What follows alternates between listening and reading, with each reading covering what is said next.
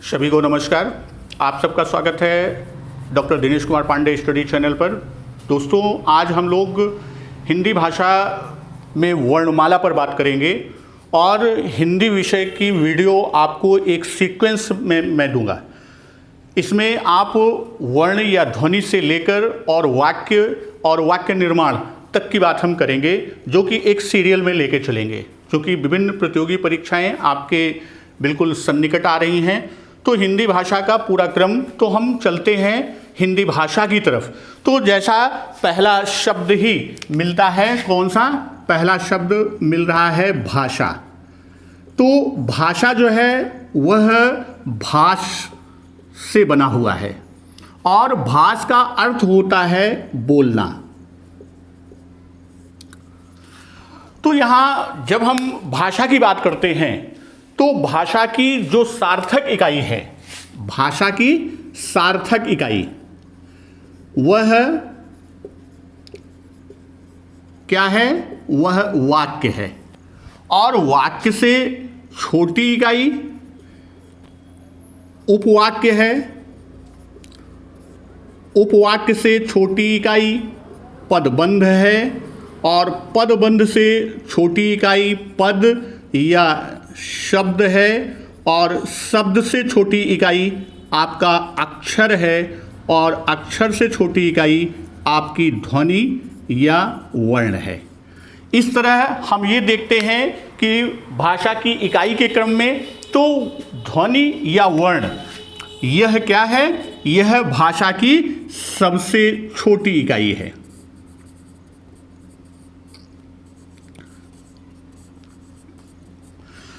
तो यहां आप देखेंगे जो क्रम आपका चला है, तो दो चीजें अक्सर यहां पे त्रुटि हो जाती है। अक्षर और वर्ण, इन दोनों को हम एक मान लेते हैं।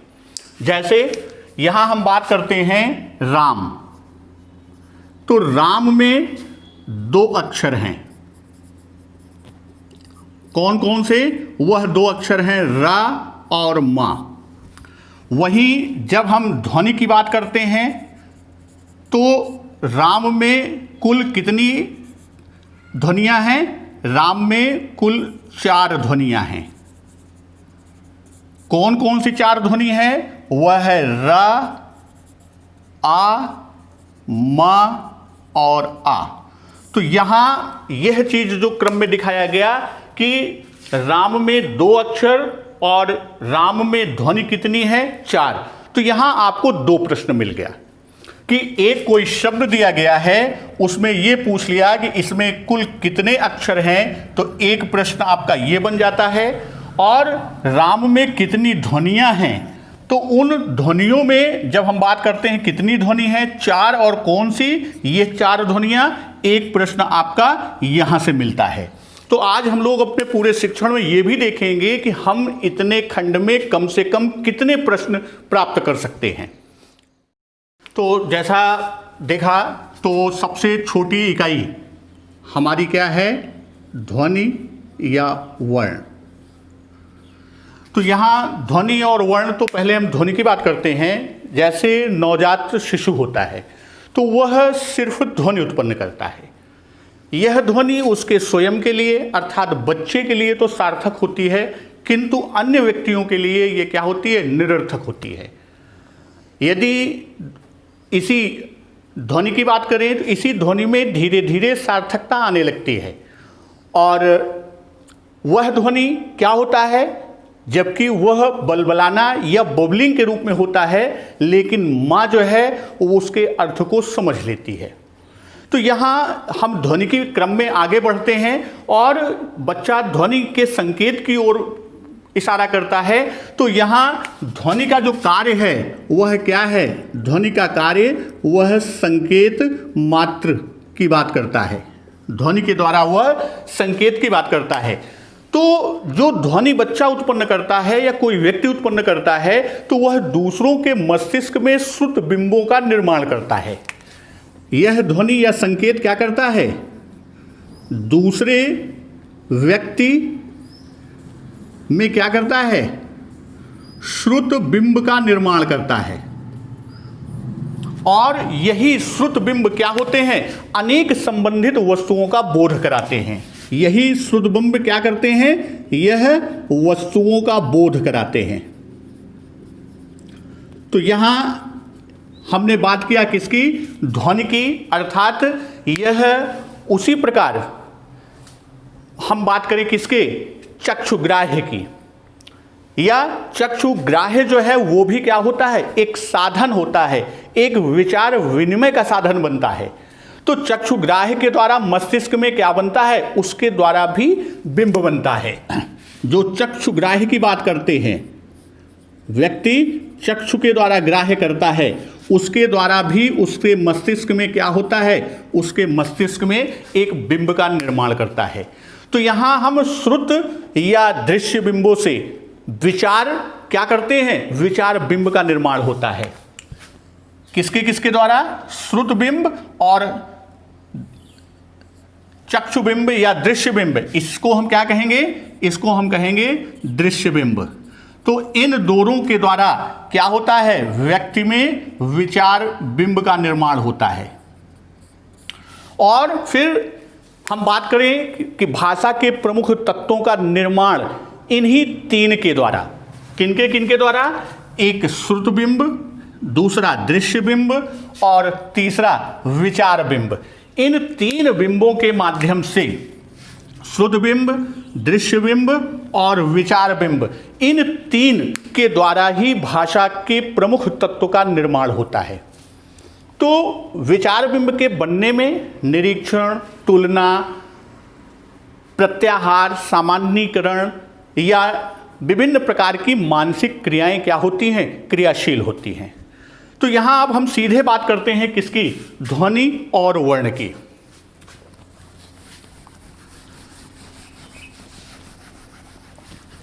तो देखा जाए तो ये ध्वनि जो है और वर्ण, तो ये क्या है? ये बोलने से संबंधित है।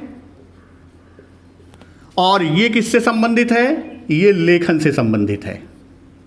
यानी इसका लिखित रूप है और इसका ये बोलने का स्वरूप निर्धारित करता है। तो यहां जब हम इसकी बात करें तो ध्वनि के लिए जो प्रतीक, लेखन के लिए जो हम प्रतीक की बात करते हैं, वही प्रतीक क्या होते हैं? वही प्रतीक वर्ण होते हैं। और इन्हीं प्रतीकों का जो श्रृंखलाबद्ध रूप होता है, श्रृंखलाबद्ध व संगठित रूप होता है, वही श्रृंखलाबद्ध संगठित रूप ही क्या कहलाता है? लिपि कहलाती है। अर्थात एक ही ध्वनि के लिए अलग अलग लिपियों में, एक ही ध्वनि के लिए अलग अलग लिपियों में हम भिन्न भिन्न संकेत निर्धारित करते हैं। जैसे हम बात करें क की, तो ये हिंदी भाषा देवनागरी के लिए क का उच्चारण है। वहीं अंग्रेजी की बात करें तो अंग्रेजी में हम इसमें CH का भी प्रयोग करते हैं, K का भी प्रयोग करते हैं। वहीं उर्दू भाषा में हम इसकी बात करें तो वहां हम कॉफ का प्रयोग करते हैं। तो यानी जो हमारे प्रतीक, यानी ध्वनि के लिए प्रतीक आवंटन है, वही प्रतीक हमारा क्या है? वर्ण है, जिसे हम लेखन और पठन में प्रयुक्त करते हैं। और इन ध्वनियों या वर्णों का जो क्रमबद्ध और सुसंगठित रूप होता है, ध्वनि या वर्ण का क्रमबद्ध व संगठित रूप होता है, उसी क्रमबद्ध व संगठित रूप को हम क्या कहते हैं? उसी को हम कहते हैं वर्णमाला।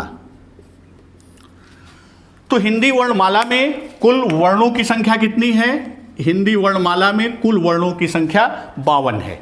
ये 52 वर्ण हैं कौन? हम उनकी चर्चा करते हैं।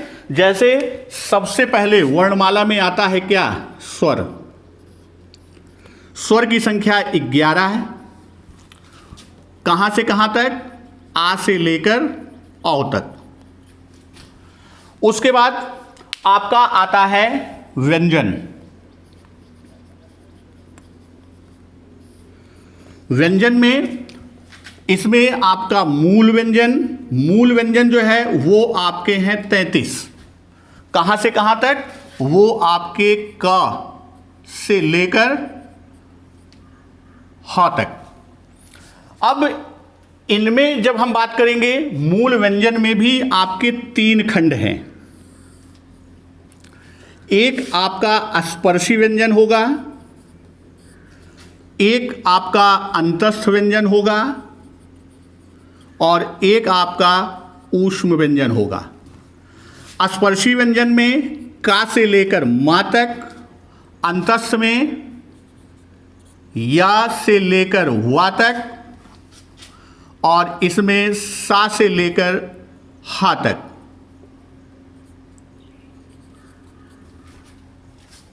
यहां आपका ये, फिर उसके बाद वर्णमाला में जो है वो आपको संयुक्त व्यंजन भी मिलेगा।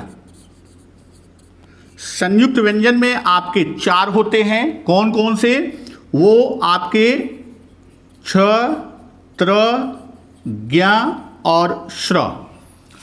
फिर आपके वर्णों की संख्या में जब हम वर्णमाला में चलते हैं तो इसके बाद आपका आता है उत्क्षिप्त व्यंजन। इसमें संख्या 2 है और ये जो टा वर्ग के डा और ढा हैं, इनके नीचे बिंदी बढ़ाते हैं, ये उत्क्षिप्त व्यंजन में आते हैं।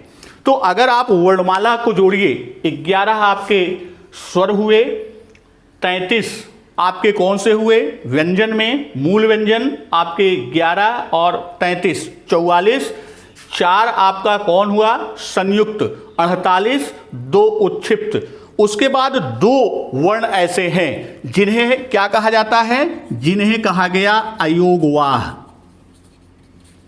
इसमें 2 वर्ण आते हैं, एक को कहा गया है अनुस्वार और दूसरे को कहा गया है विसर्ग। अंग और अह। तो यहां ये आपका वर्णमाला क्रम है।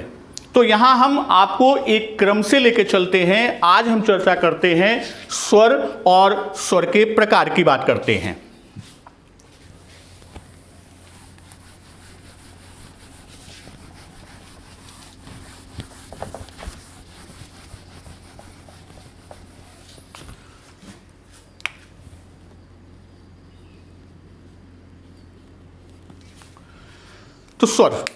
तो स्वर है क्या? जैसे अभी हम लोगों ने देखा कि स्वर में कितने वर्ण हैं, संख्या, स्वर की संख्या 11 है। तो यानी जो बिना किसी अवरोध के उच्चारित होते हैं, यानी जिनके उच्चारण में कोई अवरोध नहीं होता, बिना रुके जिनका हम उच्चारण करते हैं, उनको हम क्या कहते हैं? उनको हम स्वर कहते हैं। तो स्वर के प्रकार विभिन्न आधारों पर किए गए हैं। जैसे सबसे पहले हम बात करते हैं कि उच्चारण में लगने वाला समय। पहला जो प्रकार है, उच्चारण में लगने वाले समय के आधार पर हम बात करते हैं स्वर के प्रकार की। तो यहां मुख्य रूप से आपके 2 प्रकार आता है, एक मूल या ह्रस्व स्वर और दूसरा दीर्घ स्वर। इसमें पहला आपका आता है मूल या ह्रस्व स्वर और दूसरा आपका आता है दीर्घ स्वर। तो मूल या ह्रस्व स्वर की जब हम बात करते हैं तो जिनके उच्चारण में एक मात्रा का समय लगता है, उनको हम क्या कहते हैं? उनको हम मूल या ह्रस्व स्वर में ले जाते हैं। इसमें जो मूल या ह्रस्व स्वर है, इसमें आपका अ, इ, उ है। कुछ स्थानों पर री का भी प्रयोग करते हैं, लेकिन री पर अभी इस पर थोड़ा सा विवाद चल रहा है। दूसरा आपका दीर्घ स्वर है। तो दीर्घ स्वर की जब हम बात करते हैं तो इसमें आ, ई, उ, ए, ऐ और ओ, औ, ये आपके दीर्घ स्वर में आते हैं। आ, ई, उ, ए, ऐ, ओ और औ, ये आपके किस में आएंगे? ये दीर्घ स्वर में आएंगे। तो यहां जब हम दूसरे आधार की बात करते हैं तो जब स्वर संधि या संयोग के फलस्वरूप की बात हम करते हैं तो उनको हम संध स्वर कहते हैं। तो एक संयुक्त या संध्य स्वर की बात आती है, संयुक्त या संध्य स्वर। तो जैसे नाम से ही क्लियर है, संयुक्त या संधि की बात करते हैं, तो ये जो स्वर है ये दो स्वरों के संधि या संयोग के फलस्वरूप उत्पन्न होते हैं। जैसे चार इसमें आपके मिलते हैं, एक ए, ऐ, ओ और औ। तो यहां ये चार स्वर संयुक्त या संध स्वर कहे गए हैं, और इनका योग जो ए है वह आ का योग ई से होता है। तो ये ए बनता है किसके आधार पर? गुण के आधार पर। किसके आधार पर? गुण के आधार पर। वहीं ऐ की जब हम बात करते हैं तो यह आ और ए के योग से बनता है। ऐ जो है यह आ या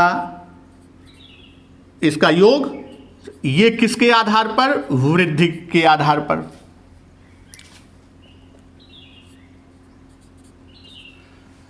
वही ओ की बात करें तो यह आ और ऊ के योग से बना है। ओ जो है वह आ और ऊ के योग से बना है। ओ किसके आधार पर? गुण के आधार पर। वहीं औ जो है ये भी वृद्धि के आधार पर है, आ और ओ के योग से। आ का योग ओ से। तो यह किसके आधार पर? यह वृद्धि के आधार पर है। तो एक रूप आपका स्वर का ये है। उसके बाद फिर हम बात करते हैं जाति के आधार पर स्वर को दो भागों में बांटा गया।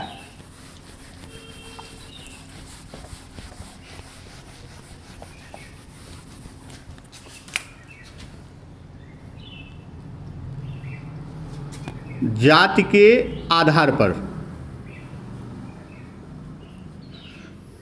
एक पहला प्रकार आपका आया, कौन सा?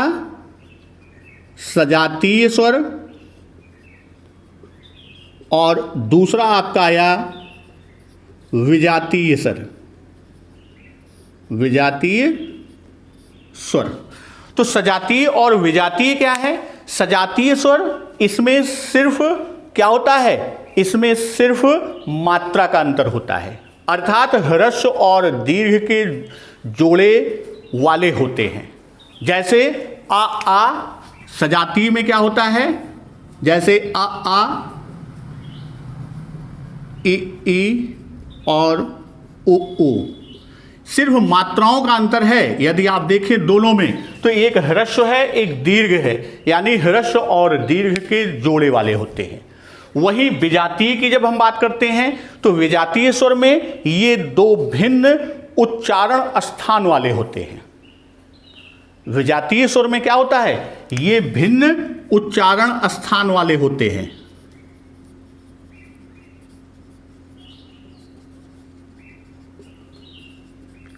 जैसे भिन्न उच्चारण स्थान पे आ ई है, उ ओ है आदि। आ ई और उ ओ है। तो ये आपके क्या हुए? ये आपके विजातीय स्वर में जाते हैं। तो आगे बढ़ने के पहले जरा सा हम लोग देख लेते हैं कि जो अभी तक खंड पढ़ा, जैसे प्रारंभ में हमने अक्षर और वर्ण पर ये देखा कि दो प्रश्न वहां से मिल रहा था। उसके बाद वर्णमाला, तो वर्णमाला में वर्णों की संख्या पर प्रश्न, फिर वर्णमाला के विभिन्न खंड, स्वर कितने हैं आपके, स्वर के बाद अयोगवाह पर प्रश्न आपका बनता है कि अयोगवाह किन्हें कहते हैं, किन वर्णों को कहते हैं, अयोगवाह में कौन है, आपका अनुस्वार और विसर्ग है, उस पर आपका प्रश्न बनता है। उसके बाद फिर व्यंजन की बात करते हैं, तो व्यंजन में आपके कितने मूल व्यंजन हैं, कुल व्यंजनों की संख्या कितनी है, फिर व्यंजनों में स्पर्शी, अंतस्थ और ऊष्म व्यंजन, उस पर आपके प्रश्न कम से कम उस पर 6 से 7 प्रश्न आपको मिल जाते हैं। उसके बाद फिर आपका आता है संयुक्ताक्षर, तो संयुक्ताक्षर में कौन से वर्ण हैं, उस पर आपका प्रश्न बनता है। फिर स्वर, स्वर के प्रकार की बात हमने किया, एक उच्चारण में लगने वाला समय, तो समय के आधार पर वहां आपका ह्रस्व या मूल और दूसरा दीर्घ की बात किया। फिर उसके बाद सजातीय और विजातीय की बात की कि जो सजातीय स्वर कौन से हैं और विजातीय स्वर कौन से हैं, वहां से भी आपको प्रश्न मिला। फिर बात किया किसकी, संयुक्त या संधि स्वर की।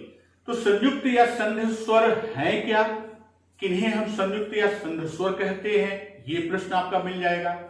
फिर उसके बाद बात करते हैं कि संयुक्त या संधि स्वर में जो 4 स्वर हैं ए, ऐ, ओ, औ, वह किस कारण संयुक्त कहे गए, किन स्वरों के योग से संयुक्त कहे गए, संधि। तो इस तरह से यदि हम देखें तो कम से कम 15 प्रश्न के करीब हमको इससे मिल जाता है। फिर हम आगे चलते हैं स्वर के अन्य प्रकार में। तो सबसे पहले हम बात करते हैं कि जीभ के प्रयोग के आधार पर, अर्थात जिह्वा के प्रयोग के आधार पर।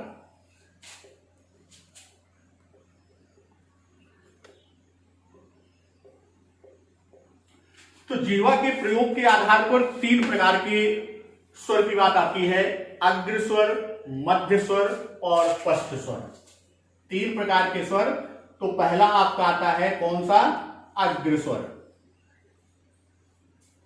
तो अग्र स्वर है क्या कि जिनके उच्चारण यानी जिन स्वर के उच्चारण में जीभ का अगला भाग काम करता है उसे हम अग्र स्वर कहते हैं। अर्थात अग्र स्वर है क्या, जिसके उच्चारण में जिह्वा का अगला भाग, जिह्वा का अगला भाग काम करता है, उसे हम क्या कहते हैं, उसे हम अग्र स्वर कहते हैं। जैसे इ, ए, ऐ। आप इनका उच्चारण करिए, देखिए जीभ का अगला भाग इसमें आपको ज्यादा जोर देते हुए मिलेगा काम करते हुए। तो इसमें आपके आते हैं ई और ए, ऐ। उसी तरह दूसरा भाग आपका कौन सा आता है, मध्य स्वर।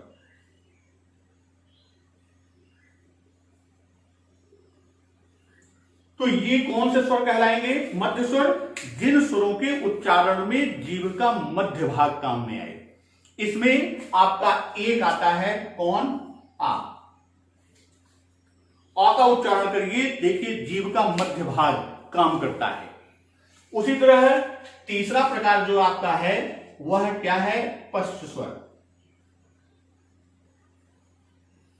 तो जिनके उच्चारण में यानी जिन स्वरों के उच्चारण में जीभ का पश्च भाग काम करता है वह क्या है, वह पश्च स्वर है। तो पश्च स्वर के अंतर्गत अ, उ, ओ, औ। इसमें आपके जो स्वर हैं आ, उ और ओ, औ। तो जीवा के प्रयोग के आधार पर 3 प्रकार के स्वर और उनमें कौन से स्वर हैं। इसके बाद मुख विवर के खुलने के आधार पर अगला प्रकार जो हम लेंगे,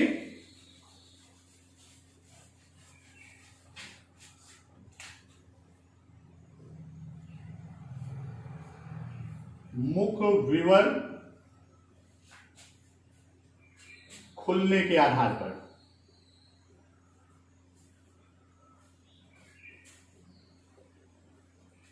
तो जो मुख विवर हमारा है उसके खुलने के आधार पर जब हम बात करते हैं तो यहां जो बात आती है वह आपका रूप बनता है इसमें विवृत, अर्धविवृत, अर्धसंवृत और संवृत, यानी 4 प्रकार मुख विवर के खुलने के आधार पर बात करते हैं। मुख विवर का आशय क्या है, मुख द्वार। जो मुख द्वार है वह कितना खुलता है उसके आधार पर 4 प्रकार के लिए गए। तो पहला आपका क्या है, पहला आपका विवृत स्वर।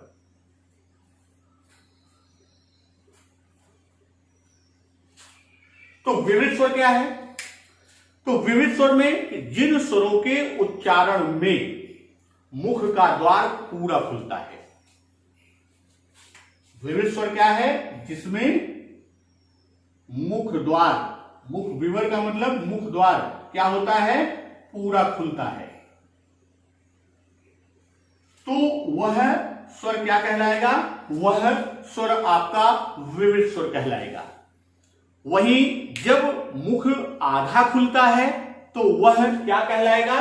वह आपका अर्ध विवृत कहलाएगा।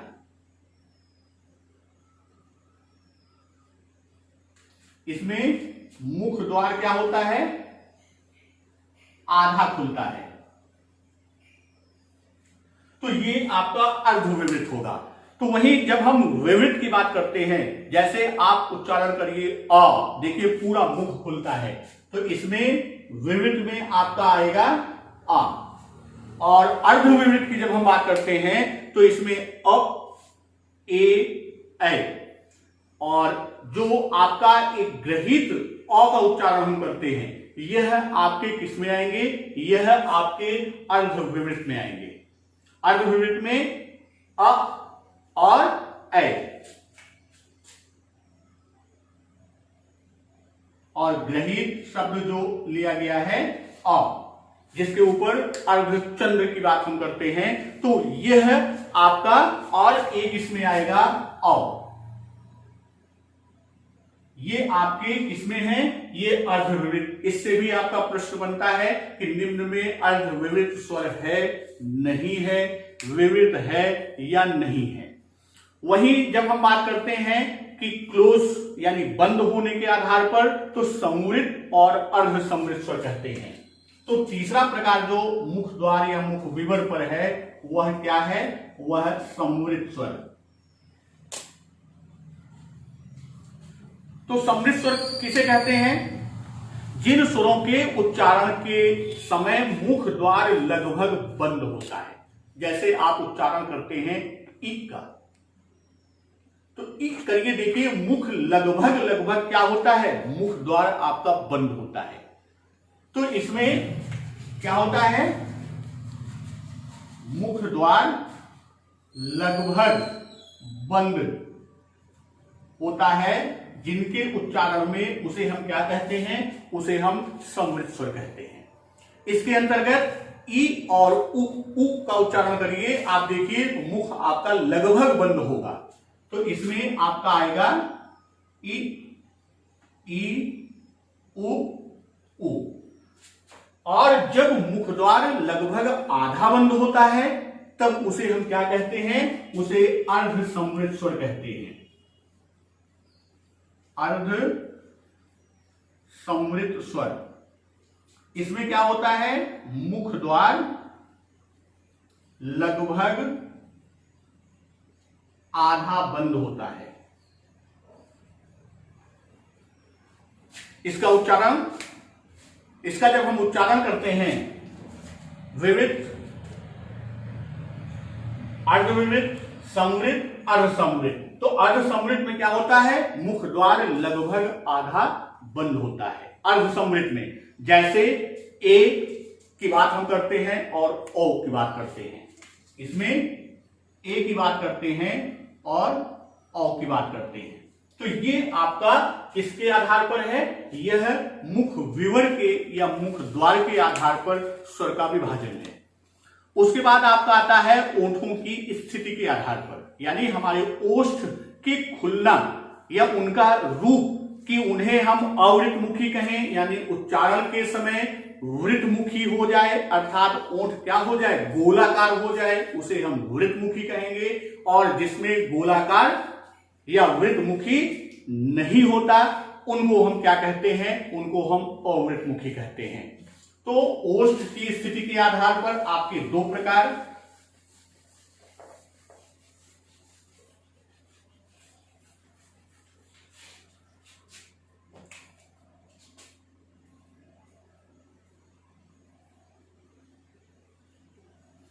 ओष्ठ की स्थिति के आधार पर पहला आपका वृतमुखी और दूसरा आपका है अवृतमुखी। तो जैसा अभी हमने बात किया कि वृतमुखी और अवृतमुखी क्या है? वृतमुखी में जैसे उ, ओ और औ, इसकी बात हम करते हैं वृत्तमुखी में उ, ओ और औ की बात करते हैं। वहीं जब अवृत्तमुखी जिसमें गोलाकार या वृत्ताकार या वृत्तमुखी नहीं होता, उसमें आपका आ, ई और ए, उसमें क्या क्या आएगा? उसमें आ,